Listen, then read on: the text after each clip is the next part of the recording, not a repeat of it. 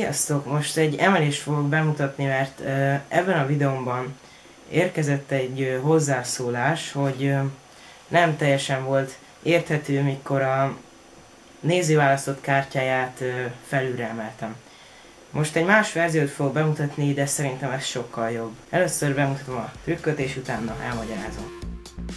Az emeléshez szükség lesz egy kártyára. Betesszük a csomagba. És most, hogy benn van a csomagban, elemelem háromszor, és a kártya felül van. Az előbb látott emelést fogom most bemutatni, ami nagyon hasznos, mert bármikor, hogyha a néző választott kártyát felülre kell hoznotok, akkor tudjátok használni. Most, hogy jobban lássatok, hogy melyik a választott kártya, ezért egy ilyen más átlagszínű kártyát fogok használni. Először ugye, ahogy láttatok, így elemeltem a paklit,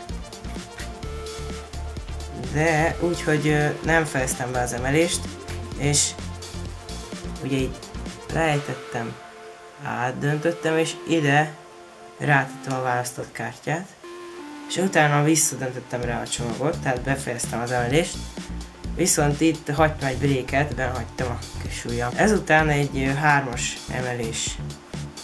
emelést csináltam, aminél ugye a rés fölötti kártyáknak a felét letettem, utána a maradék kártyát, ami a rés felett van, és utána pedig a rés alatt lévő kártyákat, így ugye felülre került választott kártya.